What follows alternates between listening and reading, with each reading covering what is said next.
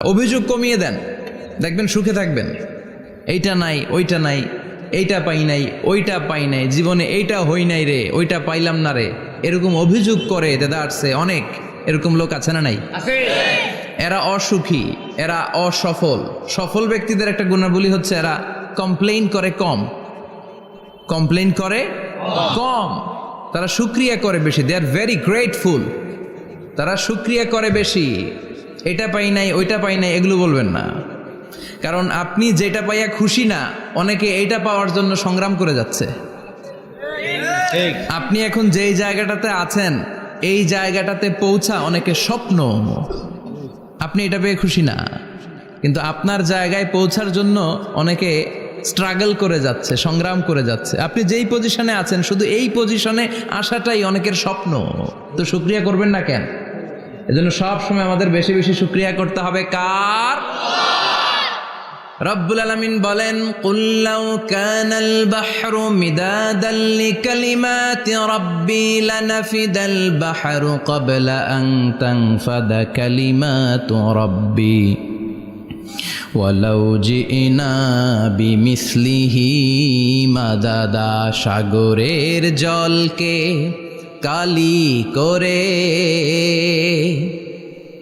গাছের পাতাকে খাতা করে, তোমার মহিমা লেখা শেষ হবে না, যদিও লিখি প্রভু জীবন ভরে। সাগরের জলকে কালি করে, গাছের পাতাকে খাতা করে, তোমার মহিমা লেখা শেষ হবে না, যদিও লিখি প্রভু জীবন ভরে। সাগরের জলকে কালি করে, চিল্লায় বলেন ঠিক কিনা? সব সাগর মহাসাগরের জল যদি কালি হয়ে যায়, কি উপমা দিলেন আল্লাহ! সব সাগরের পানি যদি কালি হয়ে যায়, সব গাছের পাতাও যদি খাতা হয়ে যায়, আর সাগরের জল নামক কালি দিয়ে গাছের পাতা নামক খাতার উপরে যদি আমি আল্লাহর প্রশংসা তোমরা লিখতে শুরু করে দাও, সাগরের জল শেষ হয়ে যাবে, গাছের সব পাতাগুলো ফুরিয়ে যাবে, আমি আল্লাহর প্রশংসা করে শেষ করা যাবে না। সুবহানাল্লাহ বাড়িতে যায় বলবেন। সাগরের জল, চারটেখানে কথা। কয়টা সাগর দেখছেন আপনি? কয়টা সাগর ঘুরছেন? প্রশান্ত মহাসাগর দেখছেন আপনি? আটলান্টিক মহাসাগর দেখেছি আমরা? দেখি নাই। প্রশান্ত মহাসাগরের সবচেয়ে গভীর জায়গার নাম মারিয়ানা ট্রেঞ্চ। প্রায় 36,000 ফিট ওইটা ডেপথ, গভীরতা। কয় হাজার ফিট গভীর? আপনার বাড়ির যে পুকুর কয় হাত গভীর? হ্যাঁ, 36,000 ফিট। Can you imagine? কল্পনা করতে পারেন? 36,000 ফিট গভীর এটা মারিয়ানা ট্রেঞ্চ, প্রশান্ত মহাসাগর। আর এই পৃথিবীর সবচেয়ে উঁচু যে পাহাড়টা, এটার নাম মাউন্ট এভারেস্ট। এটার উচ্চতা প্রায় অ্যাপ্রক্সিমেটলি অ্যারাউন্ড 29,000 ফিট। পাহাড়, পৃথিবীর সবচেয়ে উঁচু পর্বত শৃঙ্গ মাউন্ট এভারেস্ট, 29,000 ফিট।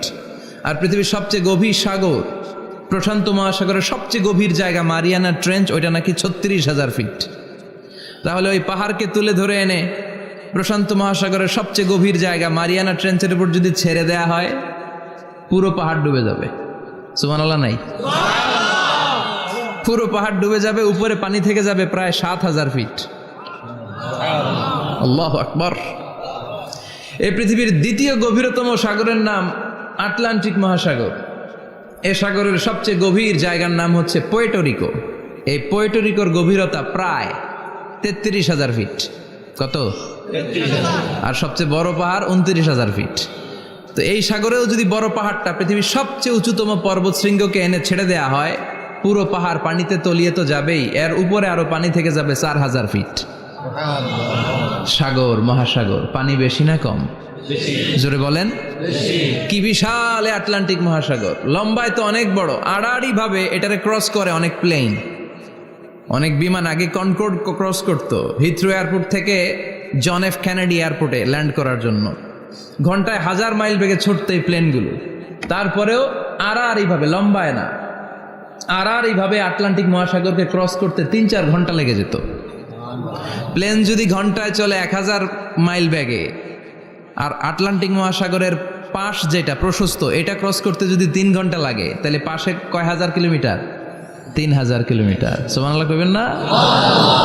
এত বিশাল বিশাল সাগর। সাগর কি, মহাসাগর কি এই দুইটা, যে প্রশান্ত আর আটলান্টিক? না, ভারত মহাসাগর, উত্তর মহাসাগর, দক্ষিণ মহাসাগর, বঙ্গোপসাগর, কৃষ্ণ সাগর, ভূমধ্য সাগর, লোহিত সাগর, চায়না সাগর, শত শত সাগরে ভরপুর মহাবিশ্ব।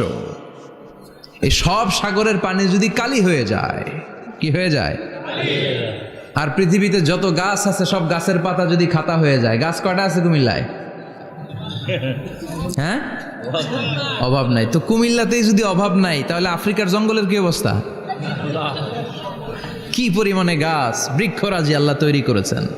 এই সব গাছের পাতা যদি এরকম খাতা হয়ে যায়, আর এই সাগরের জল নামক কালি দিয়ে যদি এই খাতায় আল্লাহর জিকির লিখতে শুরু করেন, প্রশংসা লিখতে শুরু করেন, গাছের পাতাও শেষ, সাগরের পানিও শেষ, শেষ হবে না আল্লাহর জিকির আর প্রশংসা করেন। আল্লাহু আকবার। এজন্য সব সময় প্রশংসা করতে হবে একজন সত্তার, তিনি কে? সে আল্লাহ বললেন, হুয়াল আউয়ালু ওয়াল আখিরু ওয়াজ যাহিরু ওয়াল বাতিন ওয়া হুয়া বিকুল্লি শাইইন আলিম। আল্লাহ বললেন, আমার প্রশংসা করবি না কেন? আমি সবার প্রথমে, আমি সবার শেষে, আমি প্রকাশ্যে, আমি গোপনে। কার কথা? আল্লাহ। প্রথমে কে? আল্লাহ। জোরে বলেন, আল্লাহ। প্রথমে আল্লাহ আল্লাহ, শেষেও আল্লাহ আল্লাহ, আকাশে আল্লাহ আল্লাহ, জমিনে আল্লাহ আল্লাহ। পড়েন পড়েন, প্রথমে আল্লাহ আল্লাহ, শেষেও আল্লাহ আল্লাহ, আকাশে আল্লাহ আল্লাহ, জমিনে আল্লাহ আল্লাহ। আবার পড়েন, প্রথমে শেষেও আকাশে আল্লাহ আল্লাহ, জমিনে আল্লাহ আল্লাহ। নিখিল জাহান গাই গুণগান, তারে নামে গাই আমরাও গাহি তাআলা, হামদে বারি তাআলা, হামদে বারি তাআলা, হামদে বারি তাআলা। পড়েন আল্লাহু আকবার। তিনি প্রথম, তিনি শেষ, তিনি প্রকাশ্য, তিনি গোপন। এজন্য প্রশংসা চলবে একজনের। চিল্লায় বলেন, কে? আল্লাহ তোমার প্রশংসার জন্য আমরণ আমরা করতে পারি, তৌফিক দাও। জোরে পড়েন আমিন। সুলতানপুর নুরানিয়া হাফিজিয়া মাদ্রাসা ও এতিমখানার উদ্যোগে আজকের এই প্রোগ্রাম সভাপতিত্ব করছেন আলহাজ শামসুল হক সরকার, অবসরপ্রাপ্ত সরকারি কর্মকর্তা। আসছেন সভাপতি? অসুস্থ, আল্লাহ তুমি সুস্থ করো। আমার আগে কথা বলছিলেন হযরত মাওলানা ইয়াহিয়া মাহমুদ দামাত বারাকাতুহ, প্রতিষ্ঠাতা প্রিন্সিপাল শাইখুল হাদিস জামিয়া দারুল উলুম রামপুরা ঢাকা। সুন্দর বয়ান করছিলেন, আমি খাচ্ছিলাম আর শুনছিলাম। প্রামাণ্য বর্ণনা করছিলেন কিভাবে কিয়ামত হবে, কিভাবে আমরা উঠব হুফাতান ওরাতান মুশাতান গুরলা, উলঙ্গ, নেকেড। সেদিন আমাদের গায়ে জামা থাকবে? জ্যাকেট থাকবে খালি। কি থাকবে? কিছু থাকবে, জামা থাকবে না, পায়ে জুতা থাকবে না, পেটে খাবার থাকবে না, খালি থাকবে চিৎকার। সেদিন থাকবে কি? মনে হয় কথাগুলো প্রতিদিন এগুলো রিমাইন্ডার দিবেন নিজেকে, যে ওই দিনটার মুখোমুখি আমি হতে যাচ্ছি। আমি কি তৈরি করেছি আখিরাতে নাজাতের জন্য। প্রতিদিন ভাবতে হবে যে দাদা চলে গেল, বাবা চলে গেল, আমিও ওই একই পথের যাত্রী। দ্য ডেস্টিনেশন ইজ সেম, গন্তব্য এক, কেউ আগে কেউ পরে। এটাই ওয়াজ, এটাই দামি ওয়াজ। এটা মনে রাখলেই মানুষ আর চুরি করতে পারে না, মিথ্যা বলতে পারে না, ইফটিজিং করতে পারে না, পরকিয়া করতে পারে না, মতের বিরুদ্ধে গেলে তারে রামদা দিয়ে কোপাইতে পারে না। চিল্লা এখন ঠিক কিনা? এটাই হচ্ছে ইসলাম। আখিরাতের স্মরণ, যিকরাদ্দার, চলে যেতে হবে। ছোট্ট আছি, বড় হব। এই যে দাড়ি পাকা মুরব্বীরা যারা আছেন, ওনার মায়ের পেট থেকে তো এরকম সাদা দাড়ি নিয়ে বেরিয়েছিল না? ছোট্ট বাচ্চা হয়ে এসেছিল, ওনারা ওয়া ওয়া করে কেঁদেছে। শৈশব, কৈশোর, যৌবন, প্রৌঢ়ত্ব, বার্ধক্য, বয়সের ভার, চুল আর দাড়ির শুভ্রতা।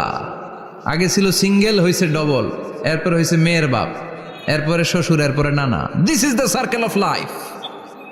এটাই সার্কেল, রাউন্ড, এভাবে ঘুরে আবার চলে যেতে হবে। এই চিন্তাটা যদি মাথায় থাকে, ওই লোক টেন্ডারবাজি করতে পারে? চাঁদাবাজি, ইফটিজিং, মিথ্যা বলতে পারে, যৌতুক খেতে পারে? এজন্য সব সময় give yourself the reminder of আখিরা। আখিরাতের রিমাইন্ডার নিজে দেন। অন্যায় হয়ে গেলে, ভুল হয়ে গেলে রিমাইন্ডার দেন যে থাকতে আসি নাই, চলে যাব। কেউ থাকতে পারে নাই, নবীরাও পারে নাই। যেই মালাকুল মাউত রুহু কবজ করে, ওই ফেরেশতা থাকতে পারছে? চলে গেছে। আমাদেরকে চলে যেতে হবে। আল্লাহ বুঝার তৌফিক দাও। তো উনি এগুলো নিয়ে দেখলাম কথা বলছিল, চমৎকার বলছিল। এরকম ভালো আলেমদের দাওয়াত দেওয়া উচিত, যারা কিচ্ছা কাহিনী না বলে কনস্ট্রাকটিভ কথা বলে। কিছু শিখে যাওয়া যায়, কিছু জেনে যাওয়া যায়। পুঁজির বোঝাটা হালকা না, ভারী করা যায়, ঠিক কি না? আল্লাহ আমাদেরকে তৌফিক দান করুক। উনি যা বললেন আমরা যেন আমল করতে পারি। আরো অনেকে কথা বলেছেন, যারাই বলেছেন নিঃসন্দেহে কোরআন থেকে বলেছেন। আমরা চাই এই কোরআনের কথা ছড়িয়ে পড়ুক শহর, গ্রাম, বন্দর, বিশ্বের আনাচে কানাচে, সব জায়গায়। রাজি আছেন তো?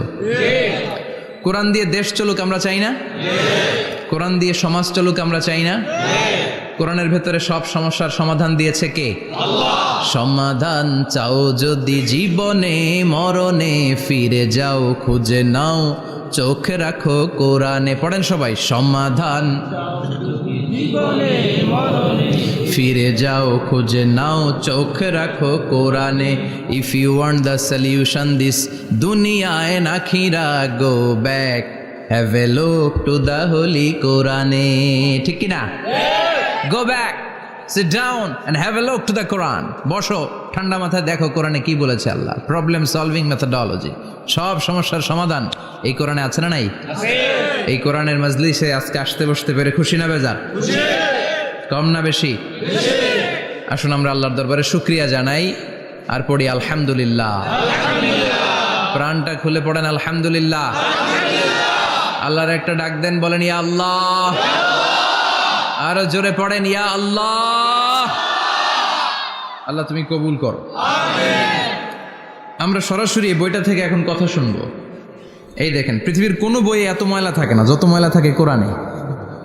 কারণ সমাধান দিবে তো, এজন্য ময়লা টয়লা নিয়ে সব সমাধান করে ফেলবে কোরআন। যত জায়গায় তাফসির করতে যাই ধুলাবালি মিশে থাকে। Quran for not your bookshelf, Quran is for your self. Quran আপনার বুক সেলফের জন্য না, কোরআন আপনার জন্য। আমরা বুক সেলফে রাখি, তাও নিচের থাকে না, উপরের থাকে, যাতে কেউ নাগাল না পায়। এরকম ডাকাইতে আছে না নাই? কোরআনের সাথে অ্যাটাচমেন্ট বাড়াতে হবে। You have to increase your attachment with the holy Quran. এটা এনলাইটেন করতে এসেছে আপনার জীবনকে, আলোকিত। এই যে আমরা কোরআনের উপর আলোকপাত করি না, এটা এনলাইটেন করে, আলো বিচ্ছুরিত করে, আপনার জীবনকে উজালা করবে। এজন্য কোরআনের সাথে সম্পর্ক বাড়াতে হবে, শুদ্ধভাবে পড়তে জানতে হবে, অর্থ জানতে হবে। আল্লাহ কি বলেছেন জানতে মনে চায় না? আসুন আমরা জানার চেষ্টা করি। আল্লাহ তুমি তৌফিক দাও, পড়েন আমিন। আমি আপনাদের খেদমতে সূরা ইয়াসিন থেকে তেলাওয়াত করছি, টের পাইছেন? ইয়াসিন মুখস্থ আছে কার কার? আর উঠবে না হাত? মাশাআল্লাহ। অর্ধেক মুখস্থ আছে কার দেখি? আচ্ছা, প্রথম 5 আয়াত মুখস্থ আছে কার? আচ্ছা, এই সূরার নাম আজকে প্রথম শুনছেন কে কে? হাত তোলেন। নাম সবাই শুনছে তাই না? আল্লাহ কবুল করো। আরো জোরে পড়েন আমিন। তো সূরাতুল ইয়াসিন থেকে আজকে আমরা কথা শুনবো ইনশাআল্লাহ। পড়েন ইনশাআল্লাহ, যতটুকু আমাদের সাধ্যে কুলায়। এটা মাক্কি সূরা। সূরা ইয়াসিনটা কি সূরা? মাক্কি সূরা। বিশ্বনবীর জীবনে 2টা পর্ব, একটা মাক্কি পর্ব, একটা মাদানী পর্ব। একটা হচ্ছে মাক্কি ইনিংস আর একটা মাদানী ইনিংস। ক্রিকেটে ইনিংস থাকে, ফার্স্ট ইনিংস, সেকেন্ড ইনিংস, বুঝতে সুবিধা না? কমন পড়ছে সবার? তো এটা হচ্ছে বিশ্বনবীর মাক্কি ইনিংসের একটা সূরা। মাক্কি ইনিংসের বৈশিষ্ট্য হচ্ছে বিশ্বনবী তাওহীদের দাওয়াত দিয়েছেন, রিসালাতের দাওয়াত দিয়েছেন, আখিরাতের কথা বলেছেন, একটু নরম নরম কথা বলেছেন। কারণ চারদিকে খালি মাইর। চারদিকে কি কোরআনের কথা বললে মাইর আছে না? মার খেতে হয়, বকা শুনতে হয়, ঝুঁকি নিয়ে কথা বলতে হয়। চিল্লা এখন ঠিক কিনা? বিশ্বনবীরে বলা হলো এগুলো ছেড়ে দেন, এগুলো ছেড়ে দেন। সুন্দরী নারী দেব, টাকার পাহাড় দেব, ক্ষমতার চেয়ারে বসিয়ে দেব, সব দিব। এই হচ্ছে আমাদের 3 দফা। নারী দিব, সম্পদ দিব, ক্ষমতা দিব। বিষ্ণু বললেন আমার খালি 1 দফা। আমার কয় দফা? 1 দফা। লা ওয়াদাউ আশ-শামসা ফি ইয়ামিনি, সূর্য যদি ডান হাতেও দাও, ওয়াল কামারা ফি ইয়াসারি, চন্দ্র যদি বাঁ হাতেও দাও, এই কালেমার দাওয়াত থেকে 1 হাতও আমারে পিছনে নেওয়া যাবে না। চিল্লা এখন ঠিক কিনা? মুমিন কখনো ভয় পায় না, মুমিন কখনো পিছু হটে না, মুমিন স্ট্র্যাটেজি চেঞ্জ করে, মুমিন কৌশলী হয়। এই রাস্তা দিয়ে যাওয়া যায় না, বৈশা বৈশা কেঁদে লাভ নাই, রাস্তা আরেকটা খুঁজতে হবে, আরেকটা রাস্তা বানায় নিতে হবে। এটাই হচ্ছে মুমিনের বৈশিষ্ট্য। আল্লাহ তুমি বোঝার তৌফিক দাও। তো বিশ্বনবীর মাক্কি ইনিংসের খেলার সিস্টেম ছিল ঠ্যাক দিয়ে খেলতেন। ক্রিকেটে কি বলে যে উইকেট বাঁচায় খেলতে হবে, তোমার উইকেট যাতে পড়ে না যায়, তো ঠেকায় ঠেকায় খেলে। তো বিশ্বনবী ঠেকায় ঠেকায় খেলছেন, আর 4 ছক্কা মারছে সব মাদানি ইনিংসে। সুবহানাল্লাহ নাই? মাদানি ইনিংসে বিশ্বনবী গর্জে উঠলেন, জ্বলে উঠলেন আপন শক্তিতে। রবি না? তো বিশ্বনবী মাদানি ইনিংসে যেটা করেছেন সেটা হচ্ছে সমাজ সংস্কার করেছেন। He was a very good reformer of the society, as a father, as a husband, as a reformer of the society, as a lawgiver, as a lawmaker, as a commander, and as a messenger. Muhammad is the Superman of the world. স্বামী হিসেবে, বাবা হিসেবে, নেতা হিসেবে, নবী হিসেবে, সমাজ সংস্কারক হিসেবে, আইন প্রণেতা হিসেবে মুহাম্মদ হচ্ছেন এই পৃথিবীর জন্য সুপারম্যান। তার কোনো তুলনা হয় না, বিশ্বনবীর কোনো তুলনা হয় না। Beyondless, boundless, bottomless. তারা নিয়ে কথা বলতে গেলে সময় ফুরায় যাবে, মাইকের ব্যাটারি শেষ হয়ে যাবে, মাগার কথা শেষ হবে না।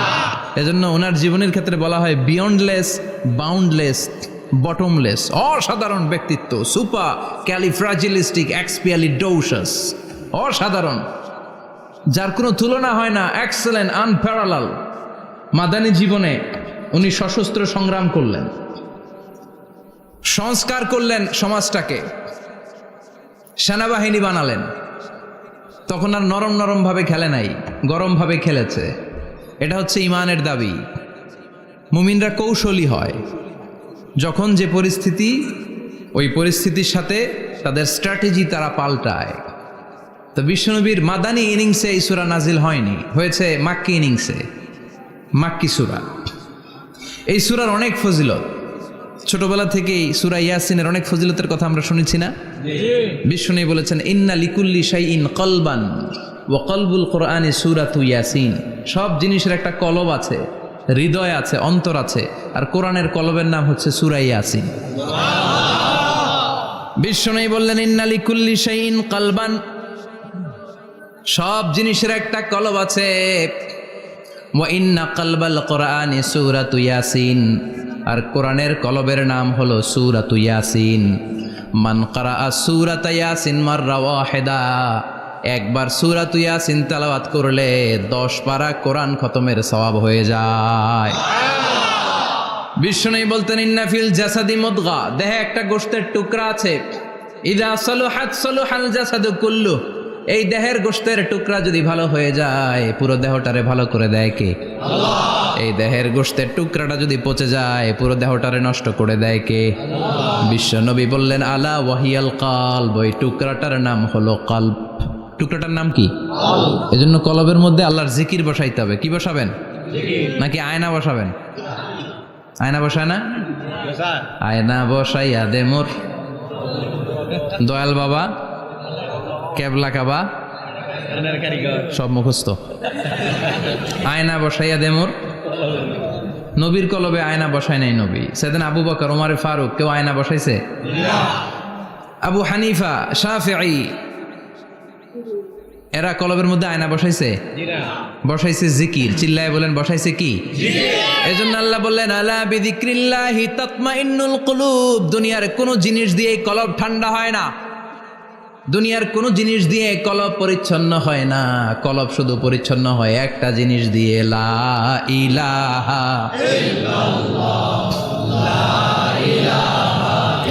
লা ইলাহা ইল্লাল্লাহু মুহাম্মাদুর রাসূলুল্লাহ সাল্লাল্লাহু আলাইহি ওয়াসাল্লাম। তাহলে কোরআনের একটা কলব আছে, আমাদের দেহে যেমনি কলব আছে, প্রতিটা প্রাণীর যেমনি কলব আছে, অন্তর আছে, কোরআনেরও কলব আছে না নাই?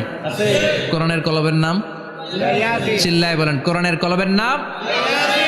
আবার বিশ্বনবী বলতেন, ইকরাউ আলা মাউতাকুম সূরাত ইয়াসিন, তোমাদের মুমূর্ষ ব্যক্তিদের সামনে বসে সূরাত ইয়াসিন তেলাওয়াত করো।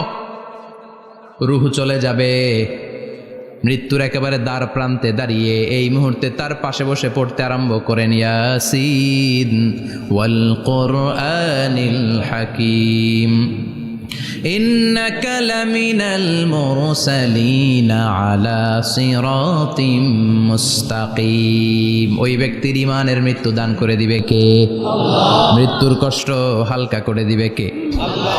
আবার বিশ্বনবী বলতেন, রাত্রিবেলা যে ব্যক্তি একবার সূরাত ইয়াসিন তেলাওয়াত করে ঘুমাতে যায়, সকালবেলা নিষ্পাপ অবস্থায় তারে ঘুম থেকে জাগাবে কে? আল্লাহ। তাহলে এই সূরার মর্যাদা কম কম না বেশি বেশি? কলবুল কোরআন, এটা কোরআনের কলব, একবার পড়লে 10 পড়ার সওয়াব।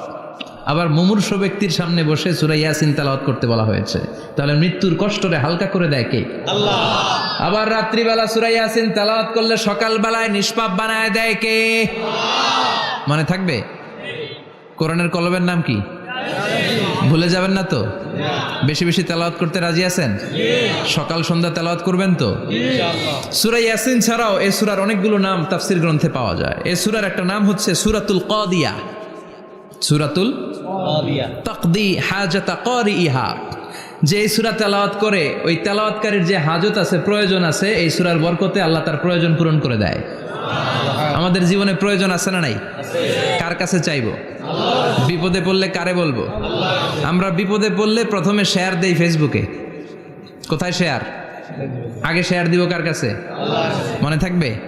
বিপদে পড়লে ফেসবুকে শেয়ার দিব না, বন্ধুরে শেয়ার করব না, বউয়ের কাছেও পরে শেয়ার করব, আগে শেয়ার করব কার কাছে? মনে থাকবে? এজন্য বিশ্বনবী বলতেন, এই সূরার নাম সূরাতুল কাদিয়া, মানুষের হাজত পূরণ করে দেয়। এই সূরা তেলাওয়াত করে যদি আপনি আল্লাহর কাছে কোনো বিপদ থেকে পানা চান অথবা কোনো প্রয়োজন নিয়ে দোয়া করেন, সূরার বরকতে প্রয়োজনটা পূর্ণ করে দেয় কে? আল্লাহ। কেউ যেটা পারে না পারে কে? আল্লাহ। কেউ যেটা দেয় না দেয় কে? আল্লাহ। কেউ যেটা শোনে না শোনে কে? আল্লাহ। তাহলে পেলাম সূরাতুল কাদিয়া। আরেকটা নাম আছে সূরার, সেটা হচ্ছে সূরাতুল আযীমা, সুমহান সূরা। কি সূরা? সুমহান, আযীমা। এই আযীম আর আযীমা এই শব্দ দুইটা অনেক দামি, আল্লাহ যে কোনো জায়গায় ব্যবহার করেন নাই। বিশ্বনবীর চরিত্রের উপমা দিতে যে আল্লাহ আযীম শব্দ বলেছেন, তাই না? রব্বুল আলামিন বলেন, ওয়া ইন্নাকা লাআলা খুলুকিন আযীম। ও নবী, সাধারণ কোন চরিত্র আপনারে আমি দেই নাই, আপনারে আমি দিয়েছি আযীম একটা চরিত্র, খুলুকুন আযীম। And verily indeed you are on a very good standard of character. অসাধারণ চরিত্র দিয়েছে। বিশ্বনবীর চরিত্র বুঝাতে যে আল্লাহ কি শব্দ ব্যবহার করেছেন? কথা বলে না, তাফসীর শিখে যেতে হবে। কোন শব্দ ব্যবহার করেছেন? আযীম। আবার আল্লাহ নিজের পরিচয় দিতে যে আযীম বলেছেন, ওয়ালা ইয়াউদুহু হিফযুহুমা ওয়া হুয়াল আলিয়্যুল আযীম। সুবহানাল্লাহ। আকাশ জমিনের নিয়ন্ত্রণ করতে যে আল্লাহ কখনো ক্লান্ত হয় নাকি? কারণ তিনি হচ্ছেন আল আলিয়্যুল আযীম। আল্লাহু আকবার। তার মানে নবীর চরিত্রের ক্ষেত্রে আযীম, আল্লাহর নিজের সত্তার ক্ষেত্রে আল্লাহ বললেন আযীম। আবার বললেন কিয়ামতের দিন গোটা পৃথিবীটারে আমি নাড়িয়ে দেব, গোটা পৃথিবীতে একটা আমি ভূমিকম্প দিব। এই কথাও কোরআনে আছে না নাই? ইযা জুলজিলাতিল আরদু জিলজালাহা আল কারিয়াতু মাল কারিয়া। পুরো পৃথিবী কাঁপিয়ে দিব। এই কাঁপাকাঁপিটা ওই দিনের ভূমিকম্পটা কি অন্যান্য সময়ের ভূমিকম্পের মতো হবে? এই ভূমিকম্পকে আল্লাহ বলেছেন আযীম। ইন্না জালজালাতাস সাআতি লা শাইউন আযীম। সেদিনের ভূমিকম্প সাধারণ কোনো আর্থকোয়েক নয়, সাধারণ ভাইব্রেশন না, এটা আযীম। আবার আল্লাহ কোরআনকেও আযীম বলেছেন, ওয়ালাকাদ আতাইনাকা সাবআম মিনাল মাসানি ওয়াল কুরআনাল আযীম। ও নবী, আমি আপনার নিত্য পাঠনীয় সপ্তবাক্য সূরাতুল ফাতিহা দিয়েছি, সাথে সাথে কোরআনে আযীম দান করেছি। সুবহানাল্লাহ। তার মানে কোরআনের ক্ষেত্রে আযীম, কিয়ামতের ভূমিকম্প এটা আযীম, আল্লাহ নিজেও আযীম, বিশ্বনবীর চরিত্র আবার এই সূরাটাও যেহেতু দামি, এজন্য এই সূরার নাম সূরাতুল আযীমা। সূরাতুল সুমহান সূরা। এটা যেন তেন সূরা নয়, এটা তো কোরআনের কলব। কলব ছাড়া মানুষ বাঁচে? হার্ট ফাউন্ডেশনে যেয়ে দেখবেন মানুষের কি অবস্থা। হৃদরোগ, হৃদয় যার নষ্ট, তার যে কত কষ্ট। এই যে কি পরানো লাগে এখন, রিং পরায়, এনজিওগ্রাম, এনজিওপ্লাস্টি করে আর্টারি ব্লক করে ফেলে। চর্বি, এত চর্বি আমরা খাই, এত গরুর গোশত আমরা খাই। মনে রাখবেন, যেই প্রাণীর পা বেশি ওইটার ভিতরে কোলেস্টেরল বেশি। মাছের কয় পা? হ্যাঁ, নাই, এখানে নাই, মাছের পাটা নাই, কোলেস্টেরল নাই। মুরগির কয় পা? জোরে বলতে হবে। তার মানে কিছু কোলেস্টেরল আছে না নাই? গরুর কয় পা? কোলেস্টেরল বেশি না কম? এইবার কোন চিংড়ির কয় পা? সবচেয়ে বেশি কোলেস্টেরল কন্টেইন করে শ্রিম্প, প্রন, চিংড়ি। এজন্য এগুলো কম খাইতে হবে। তবে 40-এর আগে যারা আছেন ধুমায়া খান, 40-এর পরে এই যে মাটন, ল্যাম্প, ছাগলের গোশ, খাসির গোশ, চিংড়ি, এগুলো আপনার ডায়েট থেকে বাদ দিয়ে দিতে হবে। বুঝতে পেরেছেন? এজন্য এই সূরাটা যেন তেন সূরা নয়, এটা তো কোরআনের কলিজা, হার্ট, হৃদয়। এজন্য সূরাটা সূরাতুল আযীমা। সুবহানাল্লাহ পড়েন। তার মানে 1 নম্বরে পেলাম সূরাতুল কাদিয়াহ, 2 নম্বরে পেলাম সূরাতুল আযীমা, 3 নম্বরে সূরার আরেক নাম হলো সূরাতুল মুইম্মা। সূরাতুল মুইম্মা। মুইম্মার 2 অর্থ। এক অর্থ হচ্ছে এটার বরকতটা আম, সবার জন্য, যেই পড়ে সেই বরকত পায়, এজন্য মুইম্মা। আবার মুইম্মার আরেক অর্থ হচ্ছে যেই সূরা শত্রুকে অন্ধ করে দেয়। কি করে দেয়?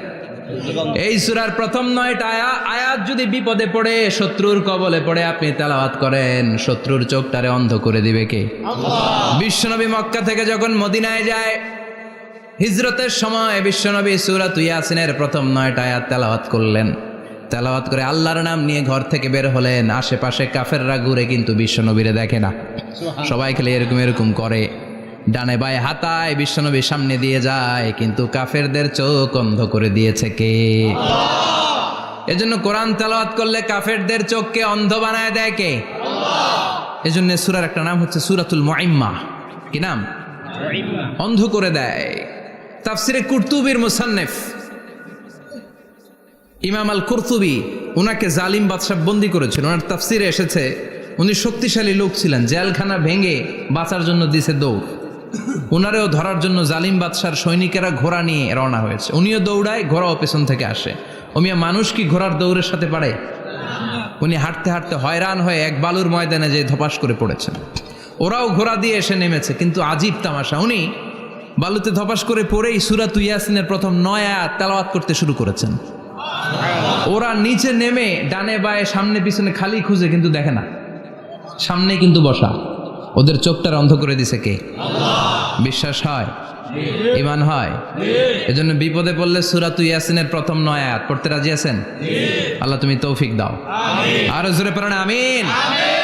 এজন্য আল্লাহ চমৎকার ভাবে এই সূরাটা শুরু করে দিলেন। 2টা কাটা অক্ষর দিয়ে আল্লাহ বললেন ইয়াসিন ওয়াল কুরআনিল হাকীম ইন্নাকা লামিনাল মুরসালিন আলা সিরাতিম মুস্তাকিম। পড়েন সুবহানাল্লাহ। ইয়াসিন। সূরাটা শুরু করলেন কি দিয়ে? ইয়াসিন। এটা কি কোনো বাক্য? এটা কি কোনো শব্দ? এটা কি অক্ষর? 2টা। প্রথম অক্ষরের নাম, দ্বিতীয়টা আওয়াজ করে বলেন, প্রথম অক্ষরটার নাম, দ্বিতীয়টা। খুব চমৎকার না?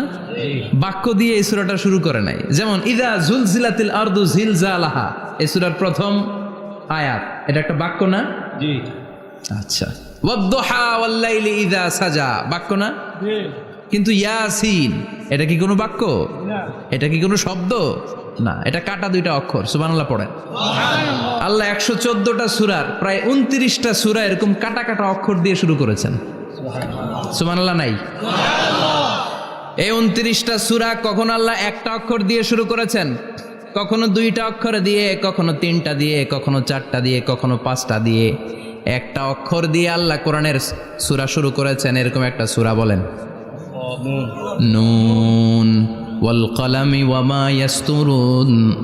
নুন, নুন দিয়ে সূরা শুরু হয়ে গেছে। তারপরে কফ, এক অক্ষর দিয়ে সূরা শুরু হয়ে গেছে। সুবহানাল্লাহ পড়েন। সুবহানাল্লাহ। এবার বলেন 2 অক্ষর দিয়ে সূরা শুরু হয়েছে, এরকম সূরা বলেন। আমিন। এত দূরে যান কেন? এটা আছে না নাই? আছে, ইয়াসিন। সুবহানাল্লাহ পড়েন। ইয়াসিন 2 অক্ষর দিয়ে। তারপরে হামিম। এবার 3 অক্ষর দিয়ে আল্লাহ সূরা শুরু করছেন, এরকম আলিফ লাম মিম তা সিন মিম। আল্লাহু আকবার। আবার 4টা অক্ষর দিয়ে সূরা শুরু হয়েছে, এরকম আছে না নাই? আবে সব কোন? আলিফ লাম মিম র, আলিফ লাম মিম সদ, আছে না নাই? আবার 5টা কাটা অক্ষর দিয়ে সূরা শুরু হয়েছে, এরকম সূরাও আছে না নাই? সূরা মারিয়ামের শুরুতে কি আছে? কাফ হা ইয়া আইন সাদ। সুবহানাল্লাহ পড়েন। এরকম প্রায় 29টা সূরা আল্লাহ কাটা কাটা অক্ষর দিয়ে শুরু করেছেন, কোনো বাক্য দিয়ে নয়, কোনো শব্দ দিয়ে নয়। কি দিয়ে? হারফ দিয়ে। হারফ, এই হারফগুলোরে বলে হুরুফ আত-তাহাজ্জি বা হুরুফ আল মুকাত্তাআত, কাটা কাটা অক্ষর। মনে রাখবেন কোরআনের আয়াতগুলো 2 ভাগে বিভক্ত, একটা মুহকাম, একটা মুতাশাবিহ। মুহকাম মানে যেগুলোর অর্থ আমরা জানি, যেগুলোর ব্যাখ্যা আমরা জানি, যেটার ইন্টারপ্রিটেশন, এক্সপ্লেনেশন আমাদের জানা আছে। আর মুতাশাবিহ আমরা অর্থ জানি না, আমরা ব্যাখ্যা জানি না, এটা দিয়ে আসলে কি বুঝাইছে আমরা কেউ জানে না। জানে একজন, চিল্লায় বলেন তিনি কে? আল্লাহ বললেন ওয়া ইন কুনতুম ফি রাইবিম মিম্মা নাযালনা আলা আবদিনা ফাআতু বিসূরাতিন মিন মিসলিহি ওয়াদউ শুহাদাআকুম মিন দুনিল্লাহি ইন কুনতুম সাদিকিন। আল্লাহ বললেন ও জাহেলি যুগের লোকেরা, শোনো শোনো, এত আরবি কবিতা বানাতে পারো, এত গল্প লিখতে পারো, আরবিতে এত নোবেল বানাতে পারো, উপন্যাস বানাতে পারো, আর্টিকেল লিখতে পারো, আমার নবীর উপর যে কোরআন আমি নাজিল করেছি, এই কোরআনের ব্যাপারে অন্তরে যদি কোনো সন্দেহ থাকে, বাপের বেটা হলে পারলে কোরআনের মতো একটা সূরা বানিয়ে নিয়ে আসো। পারছে? কিয়ামত পর্যন্ত কেউ পারবে? বিশ্বনবী যেই জামানাতে এসেছিলেন, ওই জামানায় আরবি ভাষা সাহিত্যের উৎকর্ষতা সাধিত হয়েছিল। আরবি ভাষার এতটা উৎকর্ষ পৃথিবী কখনো দেখে নাই। কবিতা, গদ্য, পদ্য, গল্প, উপন্যাস, রচনা, প্রবন্ধ, আর্টিকেলের সয়লাভ।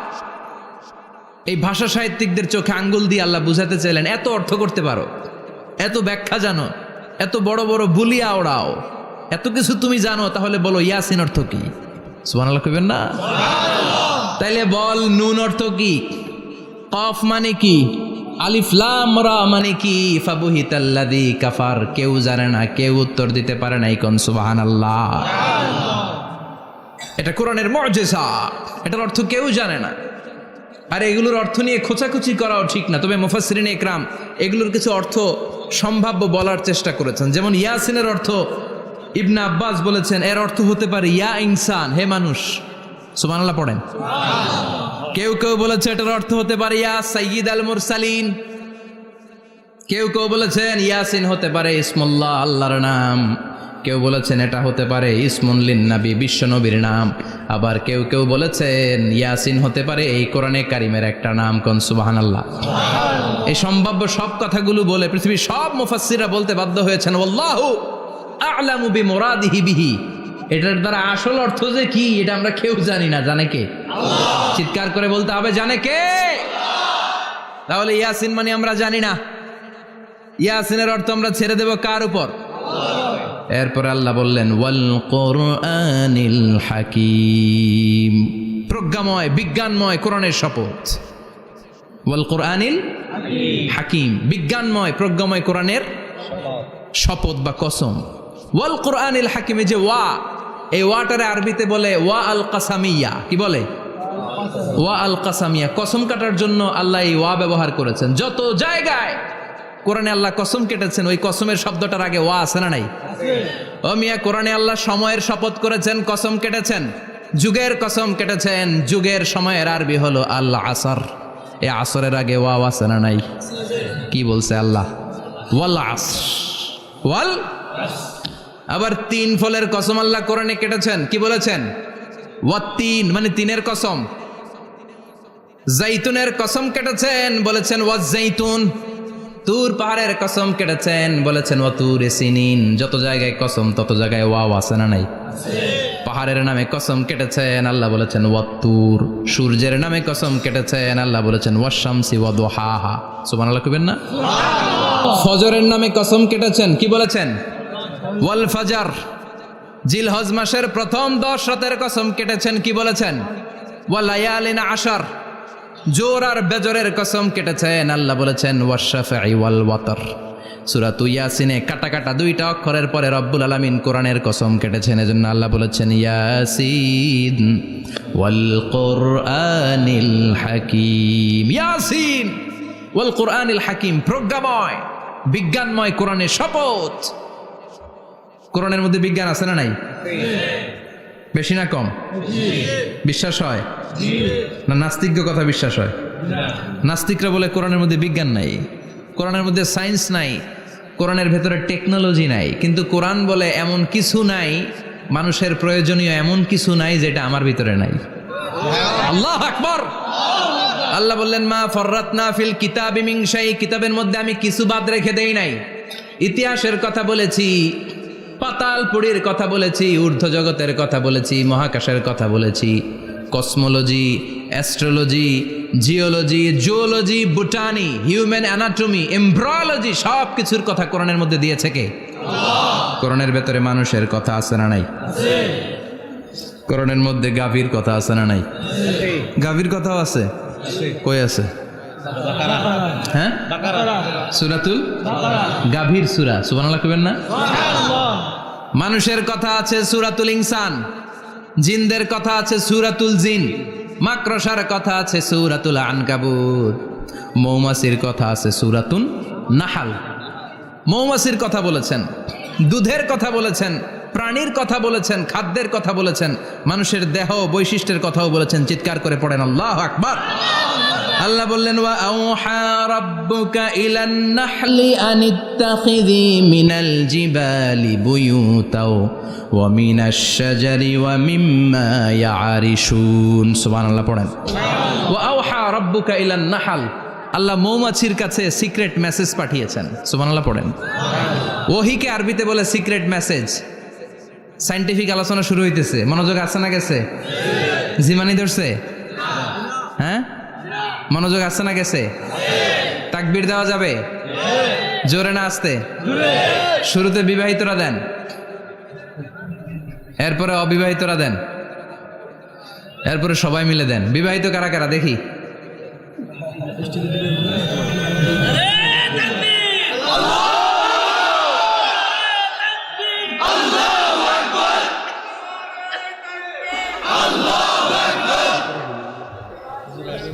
বিবাহিতরা অবিবাহিতরা দিবেন না?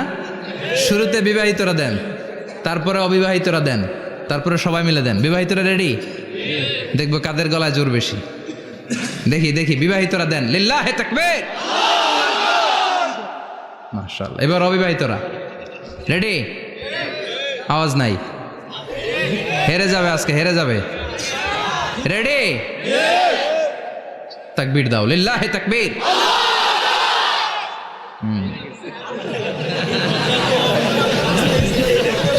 ইয়াংদের পারফরমেন্সই আলাদা, আওয়াজ বেশি। এবার সবাই মিলে 3টা লিল্লাহি তাকবীর, লিল্লাহি তাকবীর, লিল্লাহি তাকবীর।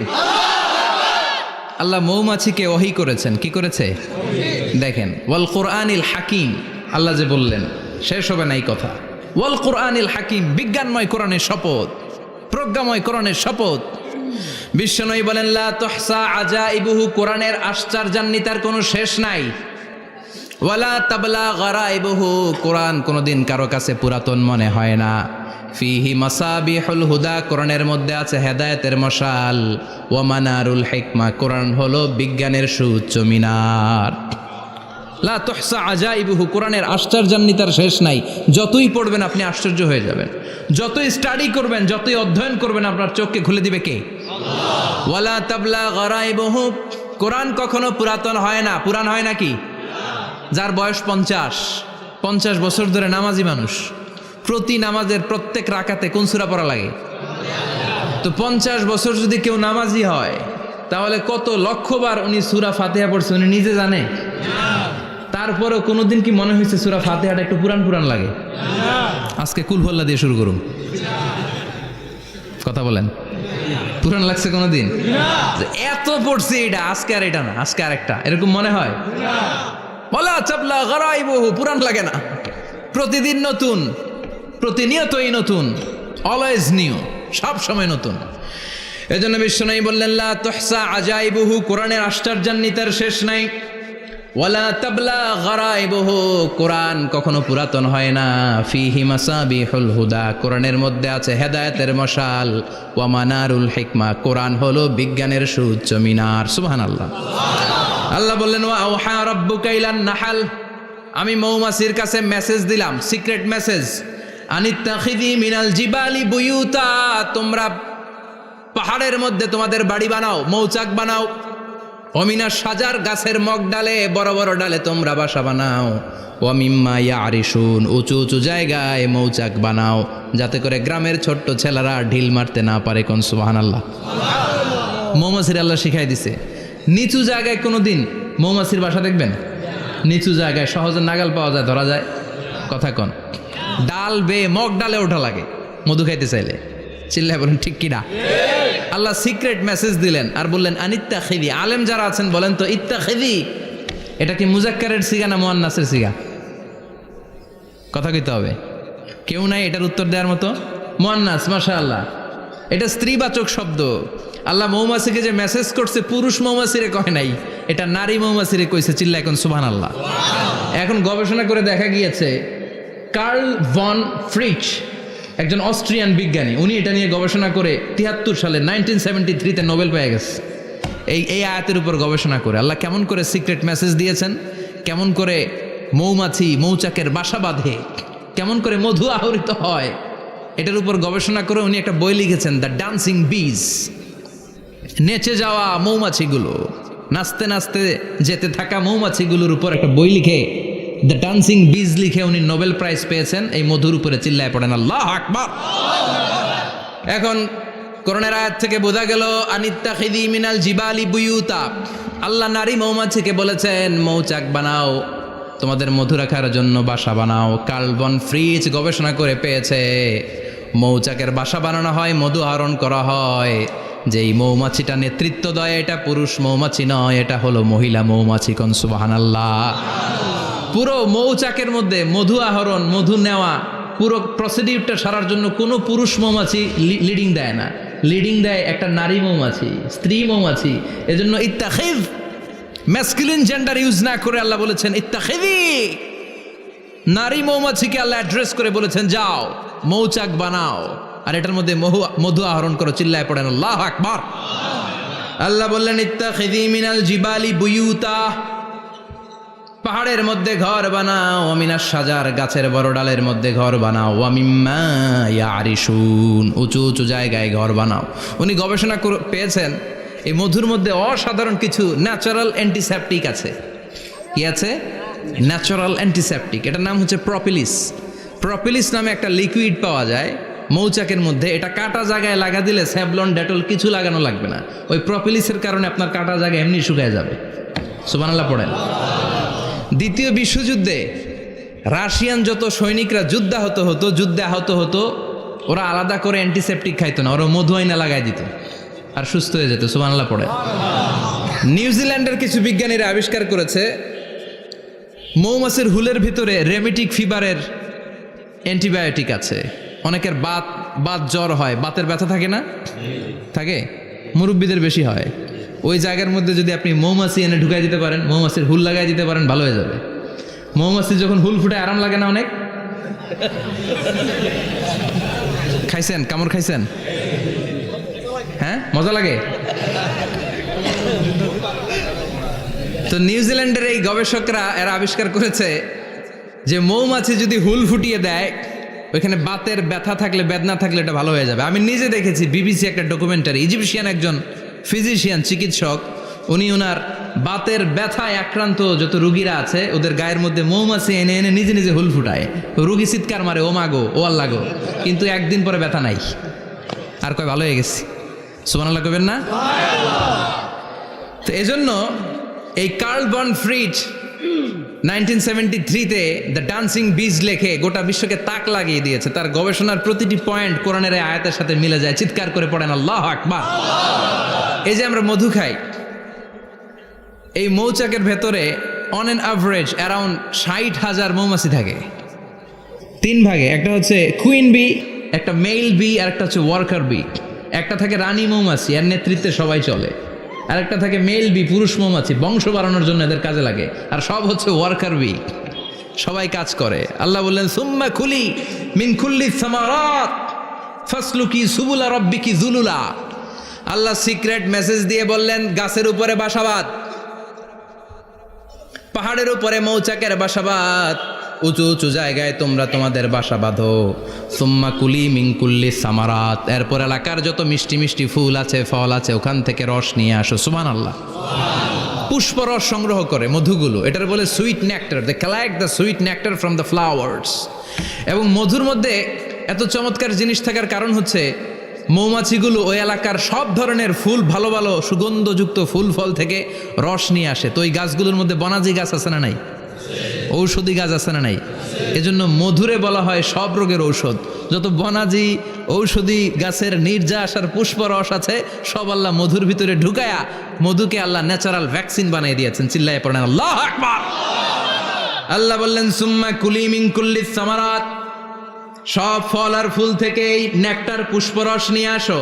ফাসলুকি সুবুলা রাব্বিকি যুলুলা, যেমন যেমন গিয়েছিলা পথ চিনায় আবার ফিরে আসো। ইয়াখরুজু মিন বুতুনিহা শারাব, এরপর তাদের পেট থেকে বের হয় শারাব। মুখতালিফুন আলওয়ানু, এক একটা মধুর কালার হয়ে যায় এক এক রকম। কোন সুবহানাল্লাহ।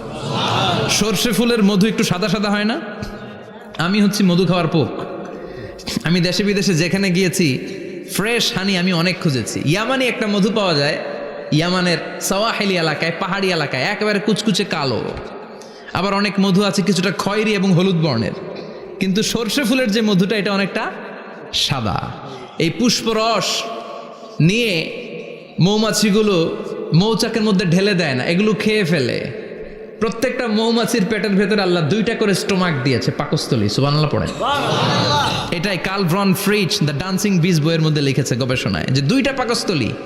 একটা পাকস্থলী দিয়ে মৌমাছি খায়, নিজে খেয়ে বাঁচে। আর একটা পাকস্থলী দিয়ে এই ফ্লাওয়ার নেক্টার পুষ্প রস সংগ্রহ করে ওই পাকস্থলীতে রাখে।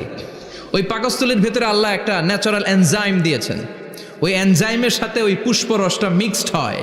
তারপরে আরেকটা টিউব আছে, ওই টিউব দিয়ে মৌমাছি যে সে বাসার মধ্যে মৌমাছি যে সেখানে সাপ্লাই করে দিয়ে আসে, মধু ঢুকিয়ে দিয়ে আসে। চিল্লায় পড়েন সুবহানাল্লাহ। তার মানে বিষয়টা এমন না ফুলের রস নিয়ে মৌচাকের দিয়ে আসলো, ফুলের রস সে নেয়, তার স্পেশাল একটা স্টোমাকের মধ্যে ঢুকায়, সেখানে এনজাইম দিয়ে পাচক রস দিয়ে আল্লাহ এটাকে সমৃদ্ধ করে দেয়। তারপর আলাদা একটা নল দিয়ে টিউব দিয়ে মৌচাকের ভেতরে ঢুকিয়ে দেয়। কোন সুবহানাল্লাহ। কি অসাধারণ পদ্ধতিতে আল্লাহ মধু বানালেন। আর কি সুন্দর মধু হাতের মধ্যে লয়া জিব্বা দিয়া চাটে আর গান গায়, মধু হই হই বিষা বাইলা। আছে না নাই? আল্লাহ শুকরিয়া নাই? মধু খায় আর গান গায়, মধু হই হই বিষা বাইলা, অনহারণে ভালোবাসার দাম নদিলা। আছে না নাই? ডাকাই। তাই মধু খেয়ে শুকরিয়া করতে হবে কার? বসো, চিৎকার করে বলেন শুকরিয়া করতে হবে কার? আল্লাহ বললেন ইয়াখরুজু মিন বুতুনিহা, এটা মধু সরাসরি চলে আসে না, ওর পেট থেকে বের হয়। মুখতালিফুন আলওয়ানুহু, বিভিন্ন রঙের মধু আছে না নাই? ব্ল্যাক কালারের মধু হয়, হোয়াইট হানি হয়, অর্গানিক হানি হয়, ক্রিমড হানি হয়। কত ধরনের মধু যে আল্লাহ পৃথিবীতে রেখেছে তার ইয়ত্তা নাই। এরপর আল্লাহ বললেন ফিহি শিফাউন লিন্নাস, মধুর ভেতরে শিফা দিয়েছে কে? আল্লাহ। এজন্য বিশ্বনবীর খাদ্য তালিকার মধ্যে মধু আছে না নাই? বিশ্বনবী সুগন্ধযুক্তওয়ালা মধু খেতেন, দুর্গন্ধযুক্তওয়ালা কোনো মধু মুখে নিতেন না। সুবহানাল্লাহ। বিশ্বনবীর জামানায় মাগাফির নামে একটা মধু ছিল দুর্গন্ধযুক্ত, এটা কখনো বিশ্বনবী মুখে নিতে চাইতেন না। সুগন্ধযুক্ত মধু সবসময় বিশ্বনবী খেতেন। বিশ্বনবীর স্ত্রীরা এই সুগন্ধিযুক্ত মধু বোতলের মধ্যে প্রিজার্ভ করে রাখতেন বিশ্বনবীকে দেওয়ার জন্য। বিশ্বনবী প্রাণ ভরে এগুলো পান করতেন, সুবহানাল্লাহ। বিশ্বনবী যে সমস্ত খাদ্যগুলো পছন্দ করতেন হাদিসে এসেছে, বিশ্বনবী রুটি খেতেন, খেজুর খেতেন, খেজুর, খেজুর চিনেন, বালাহ, তামার, দুধ খেতেন, এই মধু খেতেন, জব খেতেন, বার্লি খেতেন, লাউ খেতেন, রুম্মান, ডালিম ফল, আনার ফল, আনার চিনেন, আনার, এই আনার খেতে পছন্দ করতেন বিশ্বনবী। মাশরুম খেতেন, মাশরুম, মাশরুম চিনেন, ব্যাঙের ছাতার মতো। রেস্টুরেন্টে ইদানিং মাশরুমের স্যুপ পাওয়া যায়, এটা খাবেন। যাদের চোখের জ্যোতিতে সমস্যা, দৃষ্টিতে সমস্যা, খাবেন। হাদিসে এসেছে আল কামআতু মিনাল মান ওয়া মাউহা শিফাউন লিল আইন। মাশরুম হলো মান্না সালোয়ার মতো খাবার। মাশরুমের স্যুপ যারা খাবে, চোখের জ্যোতি যাদের কম, তাদের চোখের জ্যোতি বাড়িয়ে দিবে কে? বুখারীর বর্ণনা, কানা রাসূলুল্লাহ ইউহিব্বুল হালাওয়া ওয়াল আসাল। বিশ্বনবী মিষ্টান্ন খেতে বড্ড পছন্দ করতেন, আবার বিশ্বনবী বেশি বেশি মধু খেতে পছন্দ করতেন, সুবহানাল্লাহ।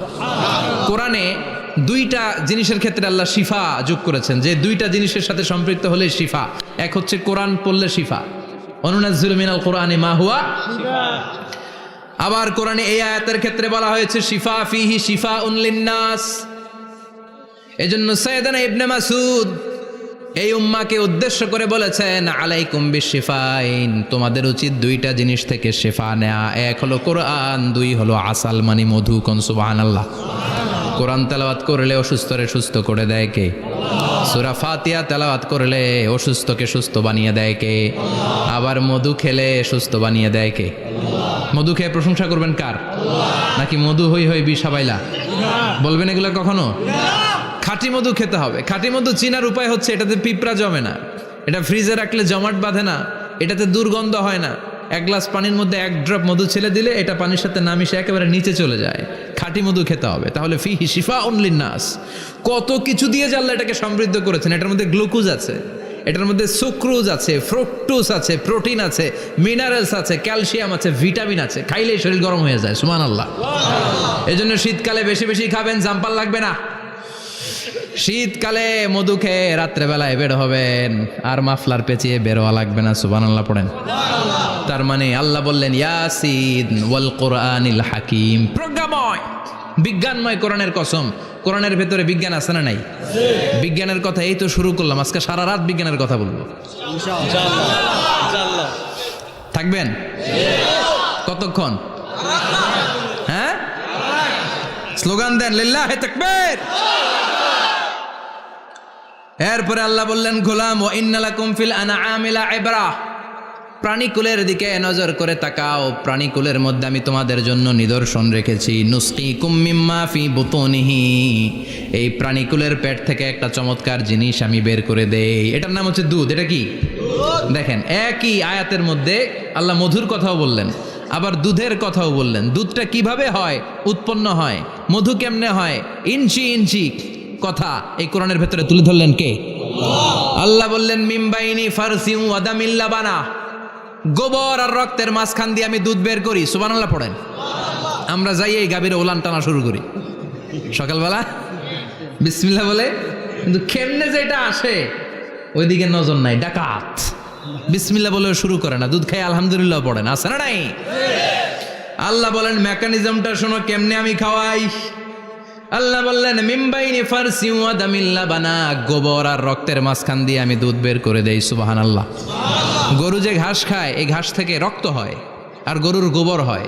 পেটের একদিকে থাকে গোবর, আরেক দিকে থাকে রক্ত। রক্ত দুর্গন্ধ, গোবরও দুর্গন্ধ। রক্তও নাপাক, গোবরও নাপাক। এই দুই নাপাক আর দুর্গন্ধের মাঝখান দিয়ে সুগন্ধযুক্ত দুধ বের করে দেয় কে? আল্লাহ বললেন মিমবাইনি ফারসি ওয়া দামিল লাবানা, গরু যে খাবারগুলো খায় ওই খাবারের এক পাশ দিয়ে গোবর হয়ে যায় আর এক পাশ দিয়ে রক্ত হয়ে যায়, মাঝখান দিয়ে দুধ বের করে দেয় কে? What a amazing mechanism of discharging milk from animal's body. What a amazing mechanism. একদিক দিয়ে গোবর দুর্গন্ধ, আরেক দিক দিয়ে এই ঘাস খাওয়ার কারণে রক্ত হয়, মাঝখান দিয়ে দুধ বের হয়ে যায়। সুবহানাল্লাহ। আবার বাছুর ছাড়া দুধ পাওয়া যায় না। গাভী আছে কার কার? হাত তোলেন তো। বাছুর ছাড়া দুধ পাওয়া যায়? শুধু গাভী, বাছুর নাই, দুধ আসবে? আবার এই যে বিশাল বড় ওলান 20 কেজি দুধ দেয় প্রতিদিন, এই ওলান কাটলে দুধ পাওয়া যায়? এক ফোঁটা দুধও ওলানটা কেটে টুকরা টুকরা করলে আপনি পাবেন না। এটা আলাদা মেকানিজম, এটা ভিতর থেকে একটা নির্যাস। বাছুর নিয়ে 2টা ঢু মারবেন, ওই নির্যাস দিয়ে দুধ বেরোতে থাকবে, গোবর আর রক্তের মাঝখান দিয়ে চিৎকার করে পড়েন আল্লাহু আকবার। এজন্য বিশ্বনবী বলতেন বেশি বেশি দুধ খাও। দুধ হলো সুষম খাদ্য। পৃথিবীতে আবিষ্কৃত যত খাবার আছে, দুধের চাইতে ভালো খাবার আছে নাকি? কথা কন। মানুষ পানি খেয়ে 3-4 দিন বাঁচে জানেন, আর পানির মধ্যে লবণ দিলে 7-8 দিন বাঁচতে পারবেন। আর দুধ পাইলে আজীবন বাঁচবেন আপনি। দুধ খেয়ে যদি হজম করতে পারেন, দুধ খেয়ে হজম করতে পারলে আজীবন বেঁচে যাবেন। সুষম খাদ্য। বিশ্বনবী যে রাতে মেরাজে যাবেন, সিদরাতুল মুনতাহা পার হওয়ার পরে বিশ্বনবীর পরীক্ষা শুরু হলো। বিশ্বনবীকে বুখারীর বর্ণনা 3টা গ্লাস দেয়া হলো। কাদাহ ফিহি লাবান, এক গ্লাসের মধ্যে দুধ ছিল। ওয়া কাদাহ ফিহি আসাল, আর এক গ্লাসের মধ্যে ছিল মধু, আর এক গ্লাসের মধ্যে ছিল মদ। কাদাহুন ফিহি খামার। বিশ্বনবীকে 3টা গ্লাস দিয়ে বলা হলো নবী চুজ করেন কোনটা নেবেন। এক গ্লাসে মধু, আরেক গ্লাসে দুধ, আরেক গ্লাসের মধ্যে বিশ্বনবীকে দেয়া হলো মদ। বিশ্বনবী বললেন যে এই গ্লাসের ভেতরে দুধ আছে, আমি ওই পেয়ালাটা নিলাম। সাইয়েদনা জিব্রাইল বললেন ইয়া রাসূলুল্লাহ আখাস্তাল ফিতরা, আপনি যেমন নিছেনও তেমন। সুবহানাল্লাহ কইবেন না? বিশ্বনবী দুধ খেতে পছন্দ করতেন। আর বিশ্বনবী বলতেন আলাইকুম বি আলবানিল বাকার, বেশি বেশি গরুর দুধ খাবা। ফাইন্নাহা তুরাম্মু মিনাল আশজার, কেননা এটা সবুজ লতা পাতা ঘাস পাতার নির্যাস। গরু কি খায়? ঘাস খায় না? এই ঘাসের নির্যাস হচ্ছে দুধ। বিশ্বনবী বলতেন বেশি বেশি দুধ খাবা। ফিহি শিফা, এর মধ্যে শিফা আছে। ফি লাবানিহা শিফা ও লুহমিহা দা, গরুর দুধে আছে শিফা, গরুর গোশতের মধ্যে আছে রোগ। সুবহানাল্লাহ কোন। কত বড় ফিলোসোফার বিশ্বনবী। বিশ্বনবী বলে গিয়েছেন গরুর দুধ বেশি খাও, কিন্তু গোশ বেশি খাইও না। আর আমরা গরুর গোশ পাইলে কোপায় ফেলাই। সাদা ভাত আর ঝাল গরুর মাংস যদি হয়, ওই যে অনেকের জিহ্বায় পানি চলে আসছে। সুবহানাল্লাহ কইবেন না? বিশ্বনবী বলতেন দুধ খাও, গোশ খাইও কম। গরুর গোশত কম খাবা, গরুর দুধ বেশি খাবা। সুস্থ রাখবে কে? আল্লাহ। আবার বিশ্বনবী মায়েদেরকে বলেছেন ও মায়েরা, সন্তান হওয়ার পরে 2 বছর দুধ খাওয়াবা। আল্লাহু আকবার। ওয়াল ওয়ালিদাতু ইউরদি'না আওলাদাহুন্না হাওলাইনি কামিলাইনি লিমান আরাদা আন ইউতিম্মার রাদা'a। সন্তান যারা পেয়েছো মায়েরা, বোনেরা, 2 বছর দুধ খাওয়া সন্তানদের সুস্থ রাখবে কে? আল্লাহ। বাচ্চা ডেলিভারির পরপরই আল্লাহ তাআলা মায়ের বুকে একটা দুধ দেয়, এটাকে বলে শাল দুধ। এটা হচ্ছে বাচ্চার জীবনের প্রথম প্রাকৃতিক টিকা।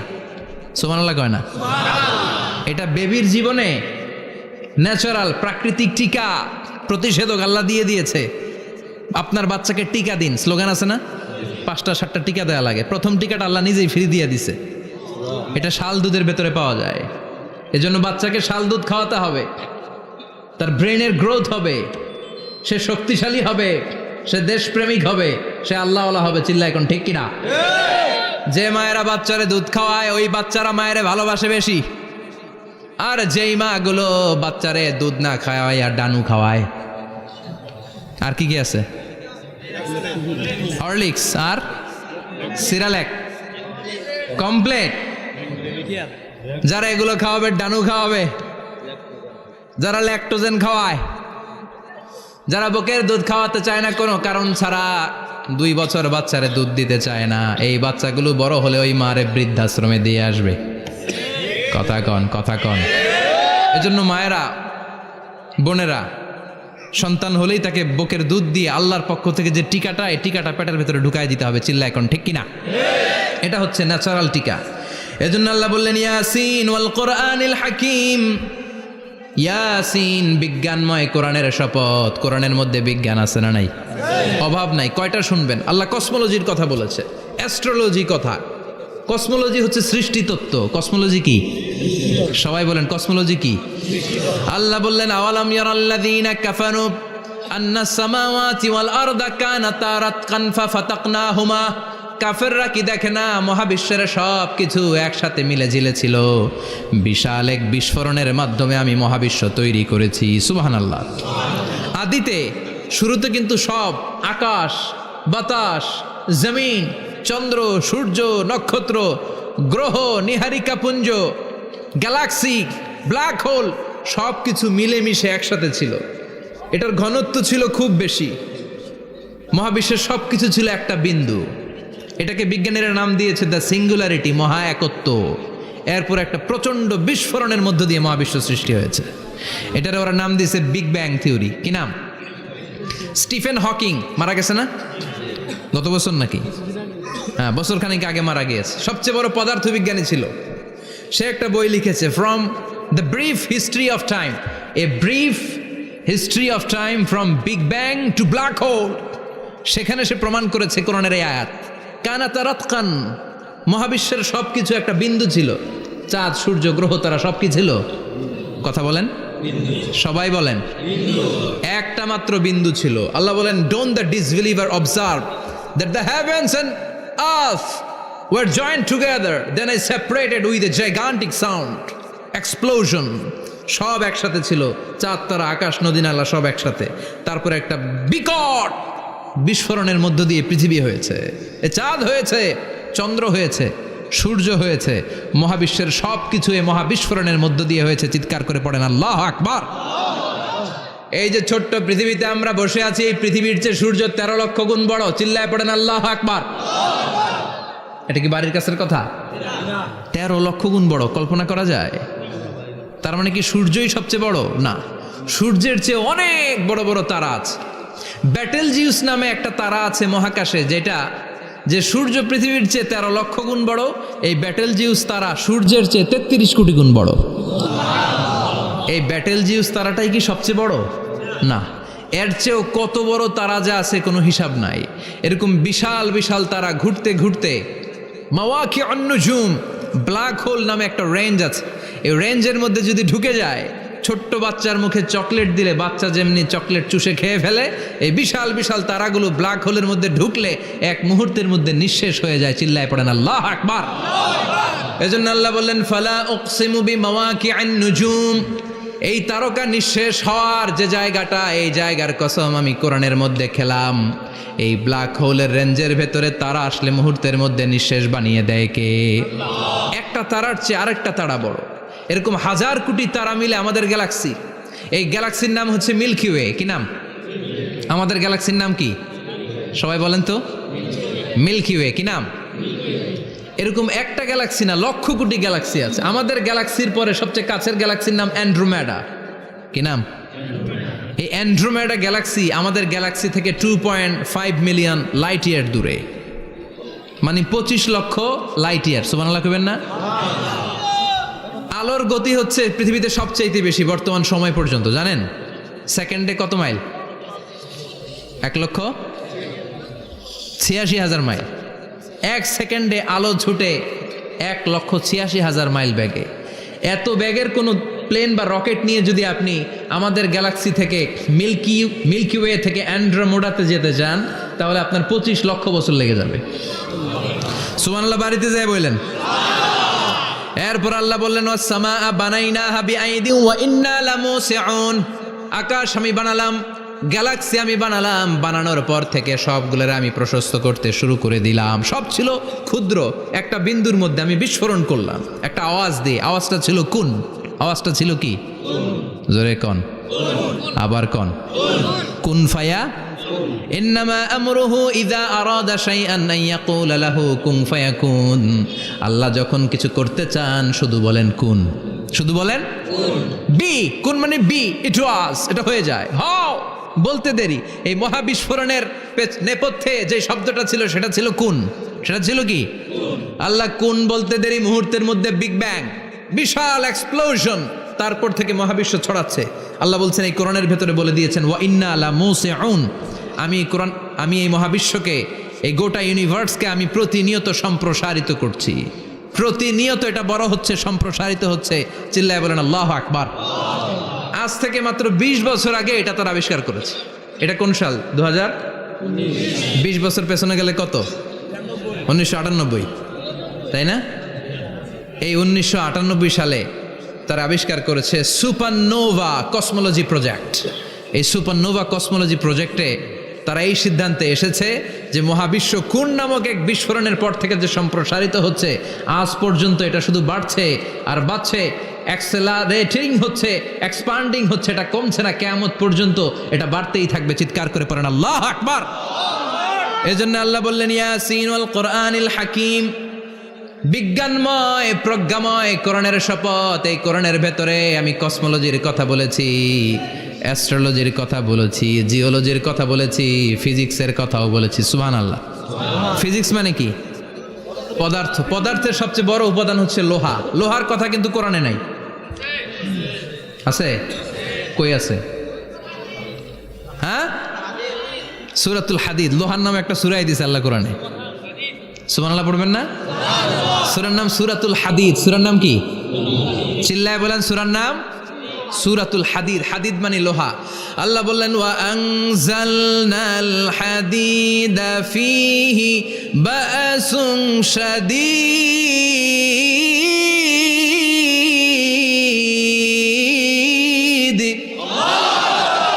ওয়া আনজালনাল হাদিদ ফীহি বাসুন শাদীদ, আমি লোহা নাজিল করলাম আর লোহার ভেতরে আমি ভয়ঙ্কর শক্তি ঢুকাইয়া দিলাম। সুবহানাল্লাহ। ফিহি মানাফিউ লিন্নাস, লোহার ভেতরে মানুষের জন্য অনেক কল্যাণ আছে। সুবহানাল্লাহ। লোহা ছাড়া পৃথিবীতে কিছু হয়? আংটি বানাতে লোহার দরকার আছে না নাই?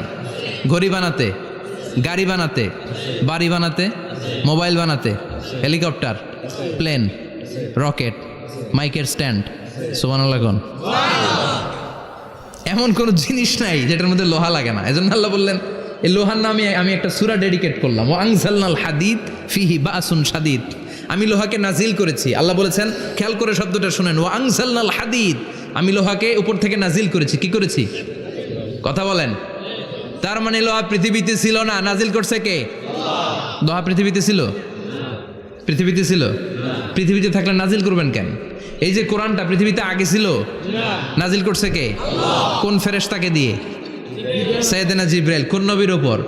বিশ্বনবী মুহাম্মদুর রাসূলুল্লাহ। আল্লাহু আকবার। তার মানে ওহি পৃথিবীতে ছিল না, আল্লাহ উপর থেকে নাজিল করেছেন। নুজুল মানে উপর থেকে নিচের দিকে আসা। এই নুজুল শব্দ ব্যবহার করে আল্লাহ বললেন ওয়া আনজালনাল হাদিদ, লোহাকে আমি নাজিল করেছি। তার মানে লোহা পৃথিবীর উপাদান নয়, লোহা এসেছে উপর থেকে। কোন সুবহানাল্লাহ। বিজ্ঞানীরা, পদার্থবিদ যারা গবেষণা করে এটাই পেয়েছেন, লোহা আসলে পৃথিবীর না। লোহা পৃথিবীতে উৎপাদন করা হয় নাই। লোহার যে মলিকিউল, অণু আছে, লোহার একটা অণু তৈরি করার মতো ক্ষমতা পৃথিবীর নাই।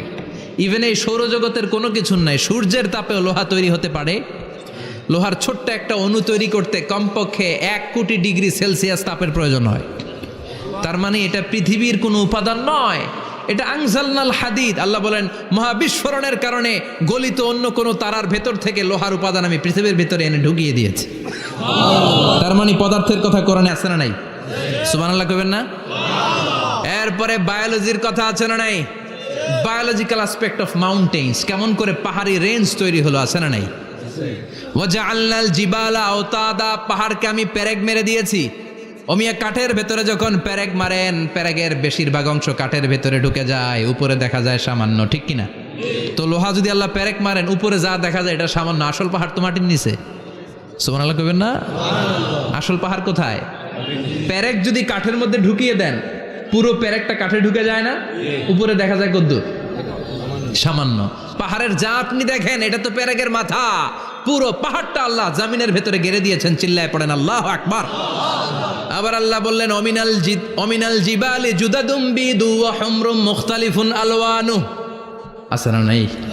ওয়া গারাবিবু সুদ, আল্লাহ বলেন নানা রঙের পাহাড় পর্বত মহাবিশ্বে আমি তৈরি করেছি। কোন পাহাড় হচ্ছে রক্তিম বর্ণের, কোন পাহাড়কে বানিয়েছি আমি কৃষ্ণ বর্ণের, কোন পাহাড়কে বানিয়েছি আমি শুভ্র বর্ণের, কোন পাহাড়ের রং কালো, কোনটা সাদা, কোনটা নীল, আছে না নাই? মহাবিশ্ব যখন তৈরি হয়েছে, পৃথিবীর মধ্যে 7টা টেকটনিক প্লেট তৈরি হয়েছে। 7 tectonic plates create the mountain range on earth. পৃথিবীতে এই পাহাড় তৈরির কারণ হচ্ছে 7টা প্লেট, এগুলোরে 7 টেকটনিক প্লেট বলে। এই প্লেটগুলোর কারণে পৃথিবীতে এই রং বেরঙের পাহাড় তৈরি হয়েছে। কত রঙের যে পাহাড় আছে, আরব বিশ্বে পাথরের পাহাড়, বাংলাদেশে মাটির পাহাড়, ব্রুনাই, সিঙ্গাপুর, ইন্দোনেশিয়াতে যদি যান আরেক ধরনের পাহাড়। চায়নার একটা শহর আছে গানজু সিটি, কি নাম? এই গানজু সিটিতে একটা পাহাড় আছে রেইনবো মাউন্টেন। ওখানে 7 রঙের পাহাড় পাওয়া যায় এক জায়গায়। সুবহানাল্লাহ কইবেন না? রেইনবো মানে কি? রংধনু। রংধনুর কয় রং? কথা কন। ছোটবেলা আমরা মুখস্থ রাখতাম বেনিয়া সহ কলা, বেতে বেগুনি, নিতে নীল, হাতে আসমানি, শতে সাদা, হতে হলুদ, কতে কালো, লাতে লাল। সুবহানাল্লাহ নাই? মনে রাখার কি অসাধারণ পদ্ধতি।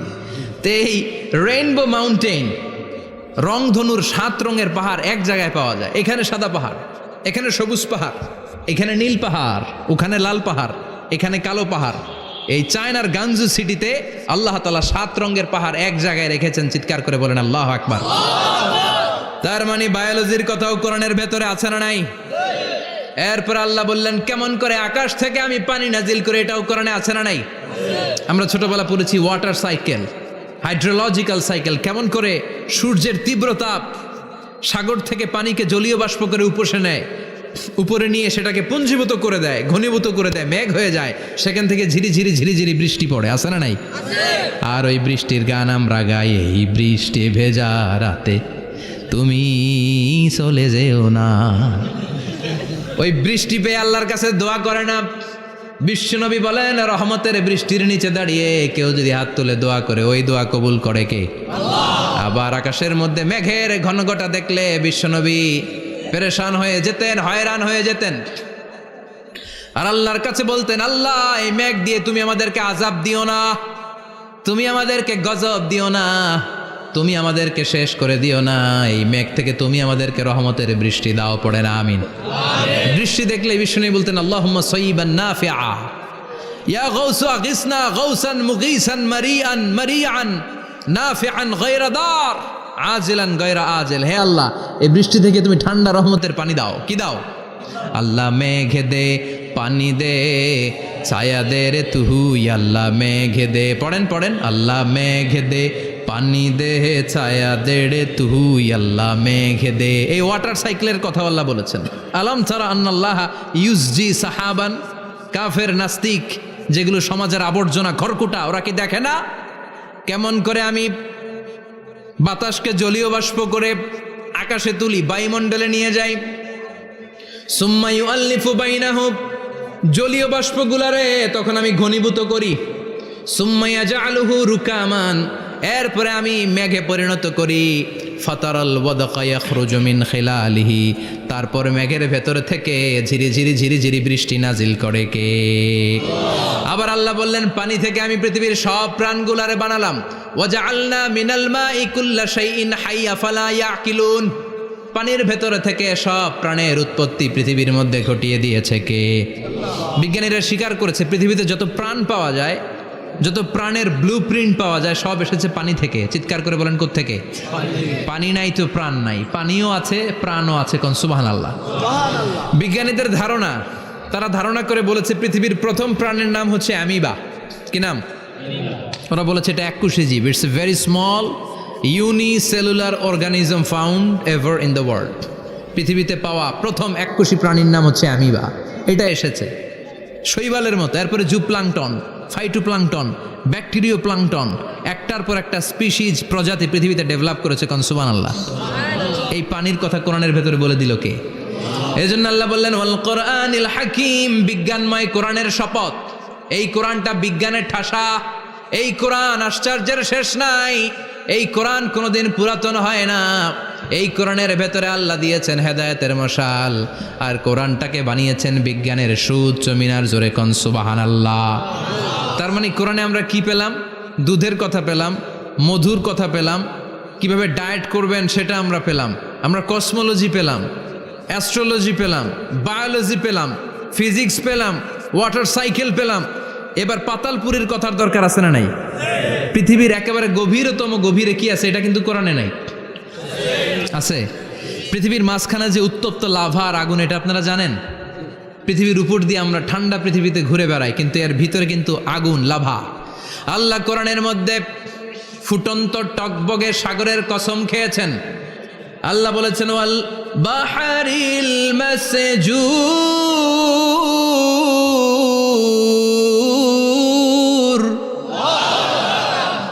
কোরআনের ভেতরে ফুটন্ত টকবগে সাগরের পানির কসম খেলাম, পড়েন সুবহানাল্লাহ। সাগরের পানির ফুটন্ত টকবগে সাগরের পানির কসম। সাগরের পানি আবার ফুটন্ত হয় কি করে? পানি কি হয়? ঠান্ডা। পানি কি? কথা বলেন। আল্লাহ পৃথিবীর ভেতরকার কথা চিন্তা করে বলেছেন, ওয়াল বাহরিল মাসজুর। ইউনাইটেড স্টেটস অফ আমেরিকার নেভাল একাডেমির সায়েন্টিস্টরা এই আয়াতের উপর রিসার্চ করেছে যে সাগরের ভেতরে আবার এই ঠান্ডা পানির ভেতরে আবার উত্তপ্ত আগুনের লাভা আসলো কোত্থেকে। রিসার্চ করার জন্য তারা সাগরের ভেতরে পাইপ ঢুকিয়েছে। পাইপ ঢুকাতে ঢুকাতে অনেকগুলো লেয়ার তারা পার করেছে। রূপান্তর শিলার স্তর, পাললিক শিলার স্তর, আগ্নেয়গিরির শিলার স্তর, মার্বেল পাথরের অনেকগুলো শিলার স্তর পেরিয়ে যাওয়ার পরে তারা পাইপ ঢুকানোর পরে দেখতে পেয়েছে পাইপগুলো গলে যায়। পাইপগুলো কি হয়? তার মানে ভিতরে কি আছে? গত কয়েক মাস আগে জাপানে কিছু জিওলজিস্ট, ভূতত্ত্ববিদ, তারা গবেষণা করে পৃথিবীর এক মাথা থেকে আরেক মাথায় যেতে চাচ্ছে, মানে প্রতিপাদ স্থান। বাংলাদেশের এখান থেকে ছিদ্র করলে আপনি দক্ষিণ আমেরিকার চিলির সান্টিয়াগোতে যেয়ে উঠবেন। কথা বুঝতে পেরেছেন? তার মানে বাংলাদেশের প্রতিপাদ স্থান হচ্ছে দক্ষিণ সাউথ আমেরিকার চিলির সান্টিয়াগো। আবার ইন্ডিয়া থেকে ছিদ্র করতে করতে পৃথিবীর আরেক মাথা দিয়ে উঠবেন। সুবহানাল্লাহ বলেন। এটা তারা শুরু করেছে কিন্তু এখনও সফল হয় নাই। ইউএস এর নেভাল একাডেমির সায়েন্টিস্টরা পাইপ ঢুকাতে ঢুকাতে দেখে একটা পর্যায় শেষে পাইপ আর ঢুকানো যায় না। পাইপগুলো পৃথিবীর ভেতরে যেতে যেতে গলে গলে পানি হয়ে যায়। সুবহানাল্লাহ কইবেন না? এই রিসার্চ প্রজেক্টের যিনি চিফ, উনি বললেন, bring the water proof pipe from America. America থেকে ওয়াটার প্রুফ পাইপ নিয়ে আস। আমার এমন পাইপ লাগবে গবেষণা করার জন্য যে পাইপ আগুনে জ্বলে না। ওয়াটার প্রুফের মধ্যে আগুন লাগালে আগুন ধরবে? বুলেট প্রুফে বুলেট মারলে বুলেট ঢুকবে? মাননীয় প্রধানমন্ত্রী শেখ হাসিনা যে গাড়িতে করে চড়ে, এটা বুলেট প্রুফ কার? গুলি মারলে ঢুকবে? আবার গুলি মারতে যায় না, 14 গোষ্ঠী উদ্ধার করে ছাড়বে আপনার, খবরদার। তো আমেরিকা থেকে ফায়ার প্রুফের পাইপ নিয়ে আসা হলো। নেভাল একাডেমির চিফ সায়েন্টিস্ট পাইপ ঢুকাতে আরম্ভ করলেন। ঢুকাতে ঢুকাতে পৃথিবীতে কিন্তু অনেকগুলো স্তর আছে। এই যে বালু মাটি, সব কিন্তু বালু মাটি নয়। আপনি খুঁড়তে খুঁড়তে পেয়ে যাবেন পাললিক শিলা, এরপরে রূপান্তরিত শিলা, এরপরে মার্বেল পাথরের শিলা, এরপরে শুরু হবে গরম আগ্নেয়গিরির শিলা। ওই শিলার ভেতরে এমন আগুন আল্লাহ রেখেছে, ওই নেভাল একাডেমির সায়েন্টিস্টরা ফায়ার প্রুফের পাইপ ঢুকাতে ঢুকাতে একটা লেভেল যাওয়ার পরে দেখে যে ফায়ার প্রুফের পাইপও গলে গলে মুহূর্তে পানি হয়ে যায়। তার মানে ভেতরে এমন আগুন আল্লাহ রেখেছে, ওই আগুনের তুলনায় পৃথিবীর আগুনের মতো নয়। ওই আগুনটাই জাহান্নামের আগুন। আবার বিজ্ঞানীরা গবেষণা করে ওই আগুনের মধ্যে মানুষের চিৎকার শুনেছে। এজন্য হাদিসে এসেছে, আল্লাহর ওলিরা, মুমিন বান্দারা মারা গেলে তাদের রূহগুলো আকাশে চলে যায়, ইল্লিনে চলে যায়। আর কাফের মুশরিক আর নাস্তিকগুলো মারা গেলে তাদের আত্মাগুলো পৃথিবীর মাঝখানে সিজ্জিনে চলে যায়। ওই সিজ্জিনের ভেতরে আগুন আছে না নাই? চিল্লায় বলেন। তার মানে পাতালপুরীর কথাও আছে, সাগরের কথাও আছে, আকাশের কথাও আছে। কেমন করে দুনিয়াতে আমরা আসলাম সেটাও আছে। এমব্রয়োলজি, ভ্রূণতত্ত্বের কথা কোরআনে আছে না নাই? পৃথিবীতে আল্লাহ কয়েক সিস্টেমে মানুষ বানালেন। সৈয়দনা আদমকে বানালেন, মাও নাই বাবাও নাই। সৈয়দনা আদম আলাইহিস সালামের বাবার নাম কি? মায়ের নাম কি? মাও নাই বাবাও নাই। আবার সৈয়দনা ঈসা আলাইহিস সালামকে আল্লাহ তৈরি করলেন, শুধু মা আছে বাবা নাই। আবার আমাদের সবাইকে আল্লাহ বানালেন, মাও আছে বাবাও আছে, ঠিক কিনা? এরপরে ছোট্ট এক ফোঁটা নাপাক থেকে আল্লাহ আমাদেরকে বানালেন। এই এক ফোঁটা বীর্যের মধ্যে যে প্রাণ আছে, এটা দুজন বিজ্ঞানী আবিষ্কার করেছে। লিয়েন হুক মাইক্রোস্কোপ যন্ত্র দিয়ে তারা বীর্যের মধ্যে, স্পার্ম ড্রপের মধ্যে গবেষণা করে পেয়েছে যে ওখানে কি যেন নড়ে। ওই এক ফোঁটা ড্রপের মধ্যে কি যেন নড়ে। সেখান থেকে ওরা আবিষ্কার করেছে এই স্পার্মের ভেতরে, শুক্রাণুর ভেতরে প্রাণের অস্তিত্ব আছে। এক ফোঁটা স্পার্মে, এক ফোঁটা বীর্যের মধ্যে 20 কোটি যদি শুক্রাণু না থাকে, ওই স্পার্ম থেকে আল্লাহ বেবি দেয় না, সন্তান দেয় না। সুবহানাল্লাহ কোন? এজন্য আল্লাহ বললেন, হাল আতা আলাল ইনসানি হিনুম মিনাদ দাহরি লাম ইয়াকুন শাইআম মাযকুরা। ও মানুষ, কেন এত অহংকার করো? নজর করে তোমার জীবনের শুরুটার দিকে একটু তাকাও। কি ঝিলা তুমি? এক ফোঁটা নাপাক পানি, একটা স্পার্ম ড্রপ থেকে এসেছো। ইয়াখরুজু মিন বাইনি সুলবি ওয়াত তারায়েব। বাবার পৃষ্ঠদেশ থেকে মায়ের গর্ভদেশের মধ্যে তোমাকে নিয়ে গেল কে? সেখান থেকে ফি যুলুমাতিন সালাস, 3টা প্যাকেট দিয়ে মায়ের পেটের মধ্যে তোমাকে প্রিজার্ভ করলো কে? আল্লাহ প্রত্যেকটা স্টেজ কোরআনে বলে দিয়েছেন। ফি যুলুমাতিন সালাস, 3টা অন্ধকার প্রকোষ্ঠে আল্লাহ আমাদেরকে প্রিজার্ভ করেছেন। মায়ের ভুলের একটা প্যাকেট, মায়ের জরায়ুর একটা প্যাকেট, আবার মায়ের পেটের একটা প্যাকেট। ওই প্যাকেটের ভিতরে পৃথিবীর কোনো কবিরাজের কবিরাজি কাজে লাগছে? ডাক্তারের ডাক্তারি? কোন কবিরাজ আম করে খাওয়াইছে? চিল্লায় বলেন তিনি কে? এরপর আল্লাহ বললেন ফি যুলুমাতিন সালাস, ওটা অন্ধকার ছিল। যেই টেম্পারেচারে রাখলে তুমি সুস্থ থাকবা, যেই টেম্পারেচারে রাখলে তুমি আস্তে আস্তে বড় হতে পারবা, সেখানে আমি রাখলাম। সেখান থেকে আমরা হয়ে গেলাম জিমেট, সেখান থেকে জাইগট, তারপরে ইমব্রয়ো, তারপরে ফেইটাস, ল্যাটার স্টেজ। প্রথমে ছিলাম ইনিশিয়াল স্টেজ, তারপরে ল্যাটার স্টেজ, আমরা বড় হতে লাগলাম। আল্লাহ আমাদেরকে হার্ট দিলেন, সিস্টনিক ডায়াস্টনিক, অলিন্দ নিলয় শুরু হয়ে গেল। রুহুর ফুৎকার আমাদের হৃদয়ে ভরে দিল কে? আল্লাহ আমাদেরকে স্কেলিটন দিলেন, কঙ্কাল, স্পাইনাল কর্ড দিলেন, আমাদের স্কাল দিলেন, মাথার খুলি দিলেন, লাঞ্চ দিলেন, ফুসফুস দিলেন, গল ব্লাডার দিলেন। যেখানে যেটা ঠিক যেমন ভাবে দেয়া দরকার মায়ের পেটে থাকতেই সেটা দিয়ে দিয়েছে কে? আল্লাহ। এরপর 8 মাস আমরা মায়ের পেটে মারে কষ্ট দিলাম। ওই মুহূর্তে আমার মা আমার জন্য যতটা কষ্ট করেছে পৃথিবীর কেউ ওই খবর রাখে না। জোরে কোন ঠিক কিনা? বোঝা হয়ে গিয়েছিলাম, একটা বস্তা। আমরা প্রত্যেকে মায়ের পেটে ছিলাম একটা কি এই বস্তা নিয়ে আমার মা খেতে যেত, ঘুমাতে যেত। এই বস্তাটা পেটে করে আমার মা রান্নাঘরে রান্না করত। একদিনও রান্না বন্ধ হয় নাই। এই বস্তাটা নিয়ে আমার মা টয়লেটে যেয়ে বসতে পারতো না। 8 মাস এরকম কষ্ট করেছে। এজন্য মায়ের মনে কষ্ট দিলে আল্লাহর আরশ কেঁপে যায়। মায়ের কাছ থেকে দোয়া নেওয়ার দরকার আছে না নাই? মায়ের মনে কষ্ট দিবেন? মায়ের সাথে বেয়াদবি করবা কেউ? মায়ের থেকে দোয়া নেওয়ার দরকার আছে না নাই? মা যার নাই সে জানে মা না থাকার কি জ্বালা। চিল্লা এখন ঠিক কিনা? যখন রাত্রি নিঝুম, এই চোখে ঘুম, একলা শূন্য ঘরে, তোমায় মনে পড়ে মাগো, তোমায় মনে পড়ে। যখন রাত্রি নিঝুম, এই চোখে ঘুম, একলা শূন্য ঘরে, তোমায় মনে পড়ে মাগো, তোমায় মনে পড়ে। ঠিক কিনা? এজন্য এই মায়ের জন্য দোয়া করার দরকার আছে না নাই? আল্লাহ বললেন 8 মাস 9 মাস মায়ের পেটের ভেতরে ছিলা, তারপরে দুনিয়ার বুকে তোমারে আনলো কে? ছোট্ট নাপাক ছিলাম, এই ছোট্ট এক ফোঁটা পানি থেকে আমাদেরকে বড় করছে কে? আল্লাহ। তার মানে এমব্রয়োলজি, ভ্রূণ তত্ত্বের কথা কোরআনের ভেতরে আছে না নাই? সে আল্লাহ বললেন ইয়াসিন ওয়াল কোরআনিল হাকীম ইন্নাকা লামিনাল মুরসালিন আলা সিরাতিম মুস্তাকিম। সুবহানাল্লাহ পড়েন। আল্লাহ বললেন ইয়াসিন, এরপরে বললেন আল কোরআনিল হাকীম, প্রজ্ঞাময় কোরআনের শপথ। বিশাল একটা শপথ কেটে আল্লাহ বললেন ইন্নাকা লামিনাল মুরসালিন আলা সিরাতিম মুস্তাকিম। ইন্নাকা লামিনাল মুরসালিন, অবশ্যই অবশ্যই নবী হে আপনি রাসূলদের অন্তর্ভুক্ত। চিল্লায় কোন সুবহানাল্লাহ। তিনি যে রাসূল এটার সার্টিফিকেট এই আয়াতে দিয়েছে কে? এরপর আল্লাহ বললেন আলা সিরাতিম মুস্তাকিম, ও নবী আপনি সিরাতুল মুস্তাকিমের উপর আছেন। যেই দোয়াটা প্রতিটা নামাজের মধ্যে প্রতিদিন প্রত্যেক রাকাতে সূরা ফাতিহাতে আমরা পড়ি, ইহদিনাস সিরাতাল মুস্তাকিম। ও আল্লাহ, show us the right path, show us the correct path. আপনি আমাদেরকে সোজা পথ দেখান। আল্লাহ এখানে সার্টিফিকেট দিলেন, নবী গো, লক্ষাধিক পয়গম্বর যে আমি পেয়েছি তাদের শ্রেষ্ঠতম রাসূল করে আমি আপনাকে প্রেরণ করেছি।